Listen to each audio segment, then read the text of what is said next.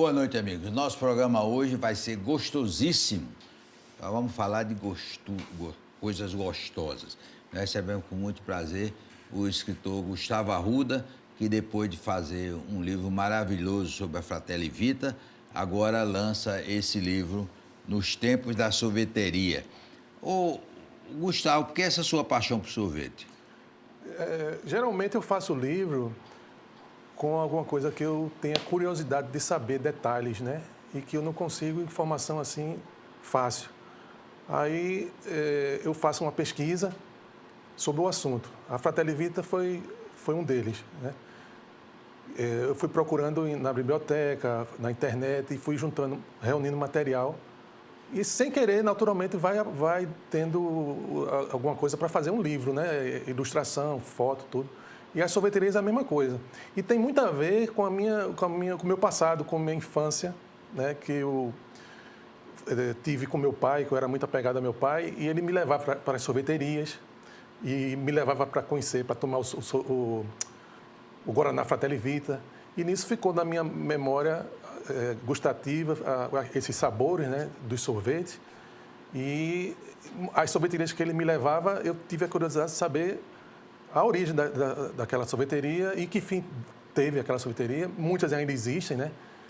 E saber detalhes. E reuni tudo, fui reunindo e deu esse livro No Tempo das Sorveterias. E o seu livro sobre a Fratelli Vita incentivou familiares da família Vita e ela está voltando, né? Tá. É o mesmo gostinho? É exatamente o mesmo sabor do Guaraná Fratelli Vita, que a família Vita sempre ensaiou voltar, tanto a daqui como a do... Que a Brahma comprou e acabou.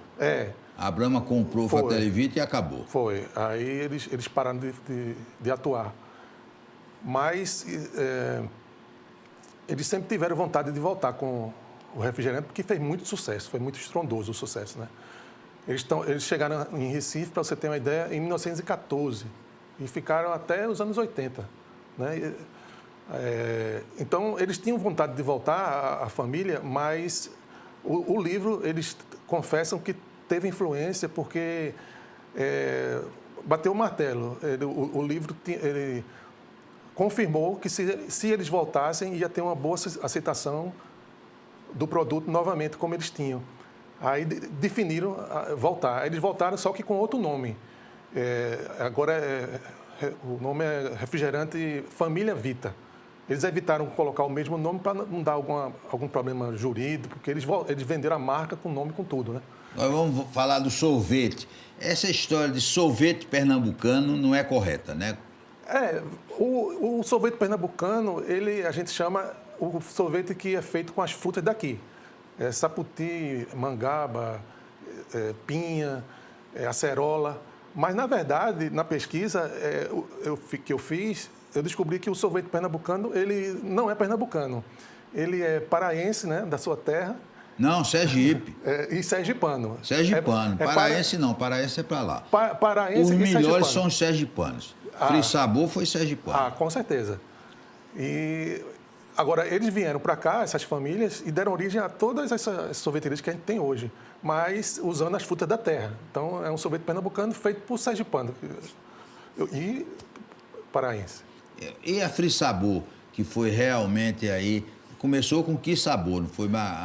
Exato. A Que Bom vetou, não foi? Foi. Ela começou com esse nome, depois passou para Bom Sabor, porque foi na época que a Que Bom estava instalando a fábrica dela aqui, lá, acho que foi em 71, e ele acabou mudando para Free Sabor. Eles fizeram uma reunião de família e definiram esse nome, que significa sabor frio, né? Free Sabor.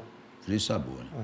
E era na Rua da Solidade, inicialmente. A Free Sabor, ele sempre foi ali, perto do Salesiano, ali naquela esquina, só que era na frente, na esquina da frente. E aí eles mudaram para essa, que ainda hoje existe, né? Essa loja bonita. Não, essa foi a segunda. Eu acho que a primeira foi na rua, junto da Igreja da Solidade. Os sergipanos.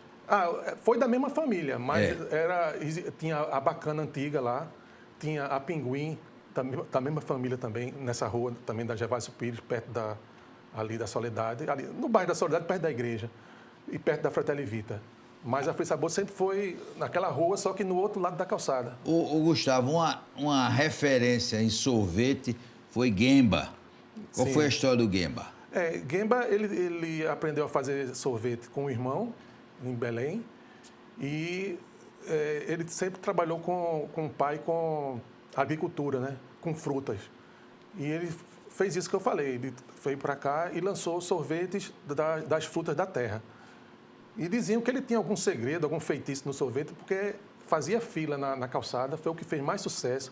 Ele vendia 1000 sorvetes por dia e servia sorvete até dentro do carro. Não existia drive-in, mas ele tinha que atender ao público e ficava lotado até 10 horas da noite. E o pessoal não tinha para quem quisesse. E era realmente um fenômeno, né? Um sorvete muito, muito saboroso. Era num depósito de metal, né? De alumínio, sorvete. De alumínio. E tinha um biscoito, um triângulozinho, que era aquilo ali. Aquilo era um biscoito wafer que chamava Big, que era um sorvete wafer em forma triangular, que vinha acompanhando do sorvete. E era uma beleza, né? Era. O nome Big era Biscoito Gemba. Ah, biscoito Ele mesmo fabricava. Ele suicidou-se, não foi, seu Gemba? Foi. Teve essa história infeliz no final. A sorveteria continuou, mas depois a esposa fechou. Ele hoje tem uma rua com o nome dele em Boa Viagem. E os nomes para a turma mais velha lembrar, diga aí, Dude, Xaxá. Dude, Xaxá daqui, que era sorvete de carrocinha nas praias, né? E tinha muita sorveteria no centro da cidade, que era a Pérola, a Sertã... Botijinha. A Free Sabor, que era na Boa Vista, ainda existe. Tudo sorveteria antiga. A maioria do livro fechou, mas tem o registro, né? Inclusive com imagens, eu trabalho muito, coloco muita imagem para ilustrar, e algumas ainda estão em atividade. Você estava me dizendo que a sorveteria nasceu das confeitarias, foi? Confeitaria, bar, não tinha sorveteria, nem mulher ia para o centro da cidade assim facilmente, nem frequentava confeitaria nem bar. Na época, né, no início do século XX, e nem existia um estabelecimento que vendesse sorvete especificamente. Mas com o sucesso da venda, oferecendo sorvete, atraiu as mulheres para o centro da cidade, inclusive aqui do Recife, minhas tias-avós dessa época, e eles começaram a ser um produto de elite, um produto de família. Então, essas famílias, inclusive, né, os filhos, tudo, para o centro da cidade, para tomar sorvete nas sorveterias. E todas essas eram boas? As antigas, com certeza. Tinha muita sorveteria boa, porque era tudo fabricação própria e tudo utilizava fruta, tanto regional como fruta da safra da época. Não existia muito recurso de conservação e nem se usava muito produto químico, né? Aí ficava um sorvete delicioso que ainda hoje fazem, né? Chama sorvete artesanal, que enquanto você está tomando, ele está derretendo. Então é uma delícia. E você gosta de sorvete? Eu adoro sorvete. Para mim é a melhor coisa do mundo. Aí eu vou fazer uma pergunta complicada. Qual é o melhor sorvete do Recife hoje? Olha, eu sou suspeito para falar, mas eu gosto muito do sorvete da Tio Beto, em Casa Amarela. Eu recomendo, que é um sorvete, é uma delícia. Ele tem sorvete de cuscuz, Ele lançou sorvete, eu acho que foi em 2020. Na pandemia, ele lançou sorvete de cuscuz, sorvete de guaraná Fratelli Vita, sorvete de tareco, sorvete de bolo de bacia. De mariola ainda não, só tem tareco. Não, deve existir, porque você faz sorvete com qualquer coisa, mas assim, ele colocou coisas daqui da terra, da gente, né? Que é a Fratelli Vita, tareco. Onde é Tio Beto? Tio Beto fica ali na Galeria Horas Alva, do lado do Big Bom Preço, que era o antigo Bom Preço de Casa Amarela. Se você chegar em Casa Amarela e perguntar onde é Tio Beto, todo mundo vai indicar. E todos os sorvetes deles são bons? Todos os sorvetes deles são bons. Tem para todo gosto. Sorvete de fruta, sorvete de creme. Que a gente fala sorvete de creme e fica... Por que o nome é sorvete de creme, né? É porque tem sorvete que vem da fruta, é o sorvete da fruta. O Tio Beto mesmo faz um muito bom, que é de jabuticaba. Mas tem sorvete que não é de fruta, é um sorvete que veio de alguma sobremesa gelada que existia. Sorvete de abacaxi ao rum, sorvete de nata goiaba. O que é isso? É uma sobremesa que se fazia antigamente, de colocar goiaba natural com creme de leite na geladeira, e dali se fez sorvete. Então, os sorvetes de cremes eles são inspirados em sobremesas geladas. Porque tem sorvete de creme, tem sorvete de baunilha. É a mesma coisa? Não, baunilha é uma planta, né, que faz aquele sorvete de baunilha. O cremes, sim, você quer saber o sabor, né? É uma pergunta boa. Eu não sei dizer se eles chamam o sorvete de creme que é o mesmo de baunilha. Mas vai testar, você só vive em sorveteria, Com né? certeza, eu vou fazer esse teste, depois eu lhe digo. Outro dia, um dono de uma sorveteria me disse que o sorvete que mais vende é chocolate. É verdade? Com certeza. Chocolate, morango, o próprio creme são os que mais têm saída. É por isso que existe o napolitano, né? Que é um sorvete que junta os sabores que tem mais saída.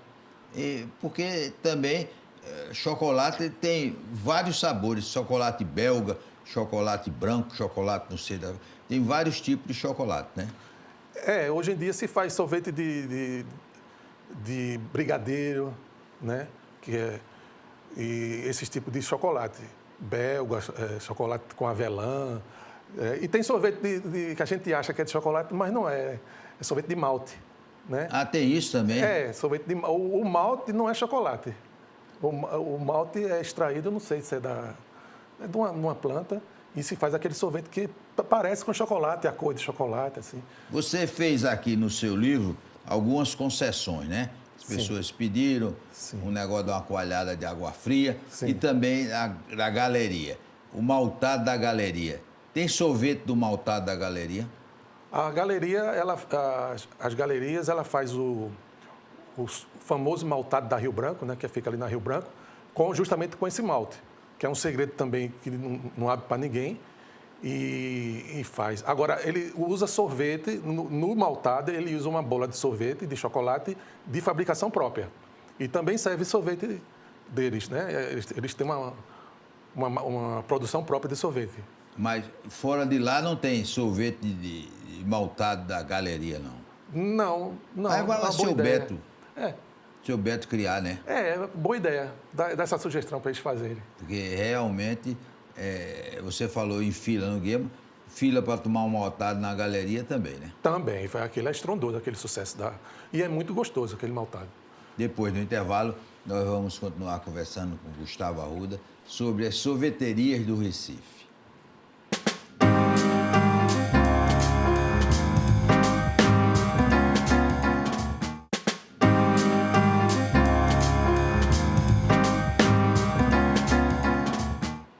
Vamos continuar conversando com Gustavo Arruda, que lança um livro no tempo das sorveterias. Picolé é sorvete, Gustavo? Picolé é sorvete. É o sorvete no palito.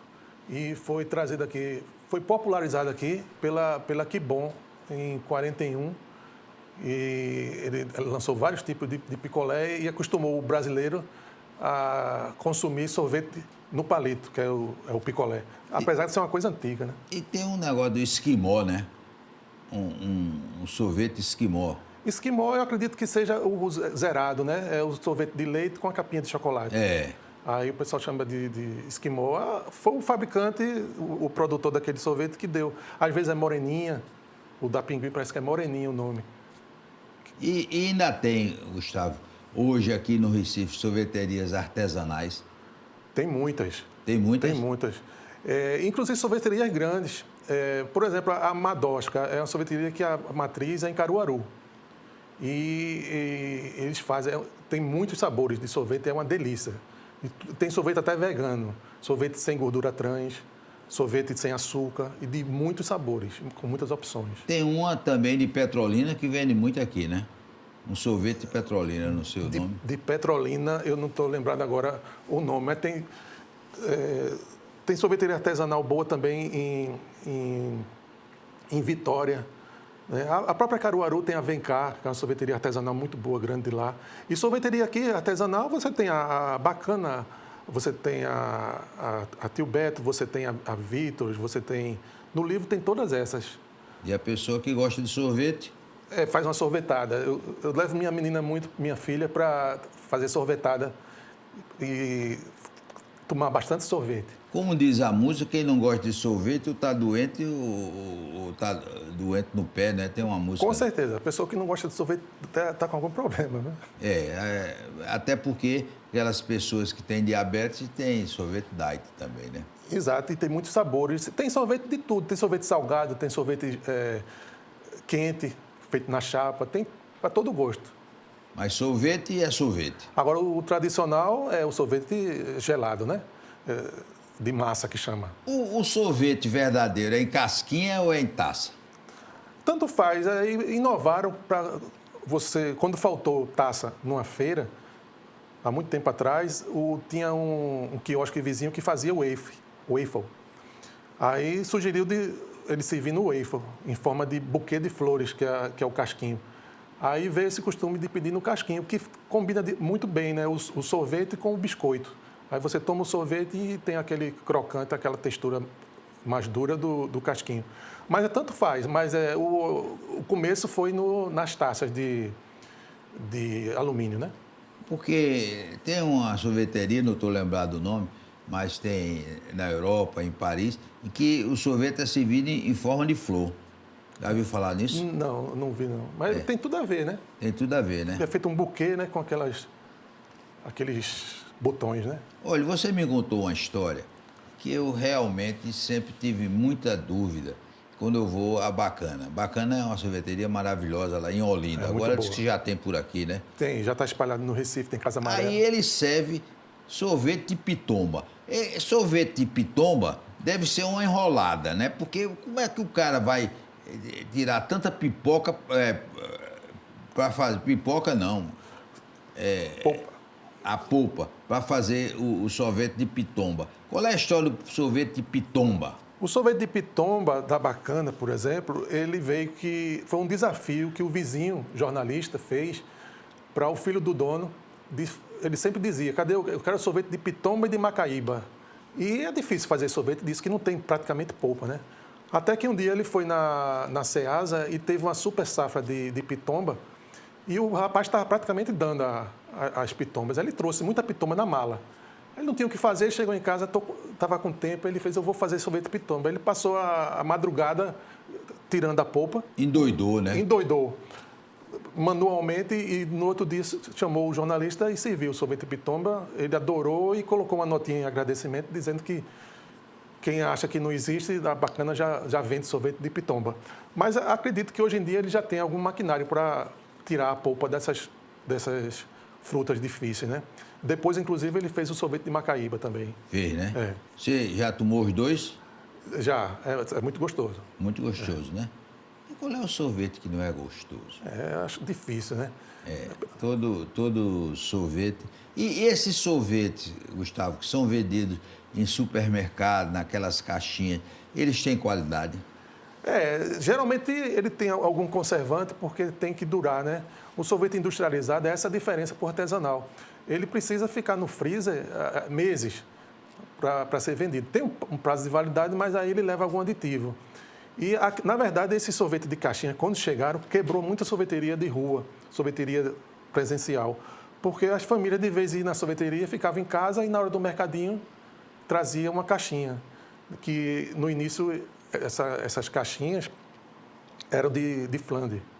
Aí teve uma crise da matéria-prima e a Kibon lançou a caixinha de plástico, né, que é o que se usa até hoje. E depois a Kibon lançou as caixinhas de plástico coloridas, para o pessoal colecionar como tapué, né?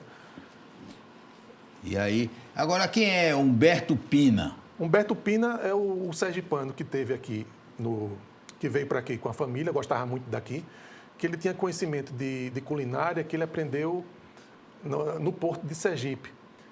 E ele também era muito engenhoso e aprendeu engenharia de refrigeração. Então ele juntou as duas coisas, a engenharia com a culinária, e começou a fazer sorvete lá em Sergipe com muito sucesso. Como ele gostou do Recife, ele trouxe a família, filho, ele tinha uns 4 ou 5 filhos, trouxe todo mundo para cá. E é justamente essa célula que deu origem a muitas sorveterias que os sorveteiros trabalharam para ele, ou familiares que ele foi ensinando. Aí é Humberto Pina. Ele é conhecido pelos fabricantes Carpegiani, fabricante de matéria-prima lá. Ele tem a homenagem, tem até sala com o nome dele, como um dos melhores sorveteiros do Norte e Nordeste. Agora tem umas marcas, por exemplo, eu estou vendo aqui o Romar. Romar ainda existe, né? Ou não? Eu acredito que não exista mais, não. Romar tinha no shopping, eu acho, uma loja. Acho que não tem mais, não. E o Chincha? O Chincha, ele era político, mas ele tinha um carinho muito especial pela sorveteria dele, que ele fazia. Aí era o Chincha da Cebola. Era um deputado. Era um deputado e ele vendia negócio de cebola lá no Recife Antigo. Ele tinha isso também, então, né? Era. Aí depois ele fez sorvete. E esse sorvete era onde? O local, não estou lembrado, só dando uma... Mas era bom. Era. E como é que você conseguiu esses dados todos, Gustavo? E realmente, estou vendo até que você conseguiu uma foto do seu Gemba, né? Exato. Eu consegui com os familiares. Eu fiz contato com todas as sorveterias, e os parentes, né, do pessoal das sorveterias antigas e as que estão em atividade ainda. E fui pegando muita história que não tem em livro, né? Por isso que eu fiz o livro. E pegando muita ilustração, muita foto. Interessante, por exemplo, o Gemba. Tem um foro. O pessoal da família chegou, eu não sei, por interesse prático ou por curiosidade, a me perguntar se a Gemba voltasse, se faria sucesso. Eu respondi a mesma coisa que eu respondi no tempo da Fratelli Vita, quando a família Vita me consultou.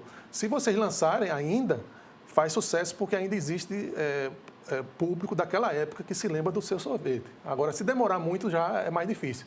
E o sacolé? O que é o sacolé? O sacolé é um sorvete que é tipo um picolé que é colocado num saquinho plástico, né? Chama chup-chup também, ou geladinho.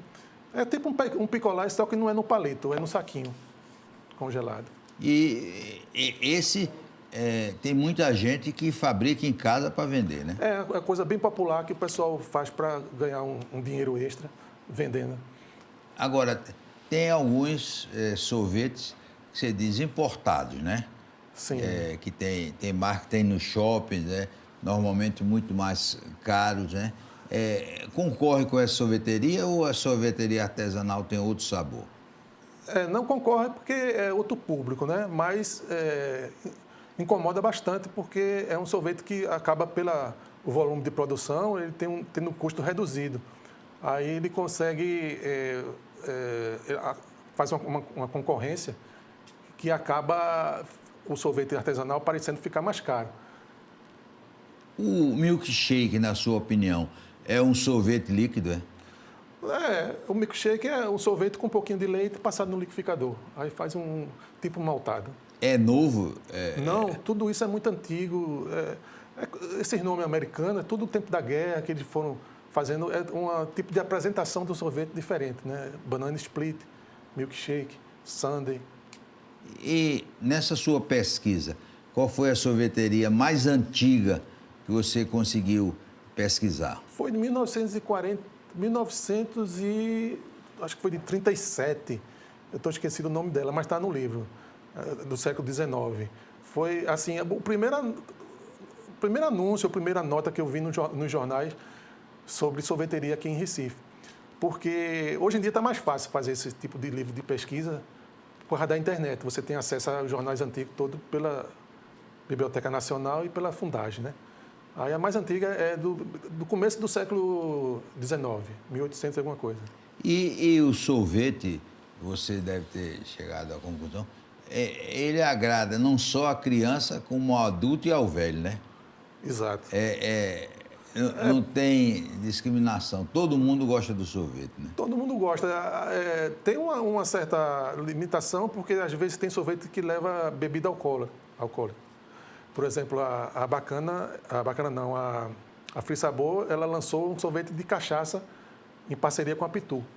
Aí a criança não vai poder tomar. Né? Mas é mais como uma curiosidade, um folclore. Mas normalmente, por exemplo, esse tio Beto que você falou, não dá nem para contabilizar quantos sabores ele já fez, né? Até porque ele vai fazendo, não tem todos os sabores lá não, né? Você chega lá, ele sempre tem os sabores principais dele e algum sabor atrativo, como ele fez mesmo agora o sorvete de cuscuz, Ele lançou o sorvete de cuscuz, que faz muito sucesso. São muitos sabores que eles criam, e a própria Bacana também cria muitos sabores, a Free Sabor criou muitos sabores, e um vai copiando do outro. Aí você tem, por exemplo, sorvete de bolo de rolo, que é daqui do Recife, aí você tem o sorvete de bolo de rolo da Tio Beto, sorvete de bolo de rolo da Free Sabor. Tudo bom. Tudo bom, tudo gostoso. Porque uma coisa que me chama a atenção é o sorvete de mangaba, porque a mangaba é uma fruta que está em extinção, né? Uhum. Como é que eles conseguem a mangaba? É difícil. Hoje em dia, às vezes você chega na sorveteria e tem fruta realmente que não tem, não é nem por causa da safra, é difícil de comprar, né? Mas é um dos sorvetes pernambucanos, de sabores pernambucanos, e um dos mais gostosos e que eu sempre peço quando tem é o sorvete de mangaba.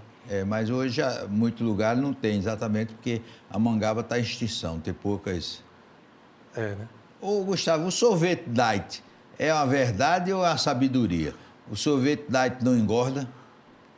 Não, o sorvete diet, ele não leva a gordura que o sorvete normal leva, né? E também o açúcar. Aí, de fato, ele engorda bem menos. Ele só tem basicamente o leite, né? Que é alguma coisa de nutriente. Mas não engorda. Não é mentira, não. É um sorvete realmente saudável. Hoje em dia tem sorvete até para o pessoal que não pode tomar leite, né? Sem leite. E o livro, onde é que pode ser encontrado? Esse livro está pela internet, pelo site da uiclap.com. Uiclap. UICLAP. É imperdível. Realmente é um livro bonito, gostoso e que mata a saudade de muita gente. E para terminar, qual é o próximo projeto? O próximo projeto, eu estou pensando em lançar uma segunda parte do livro que eu fiz de pesquisa, que chamou Deu com a Pleura.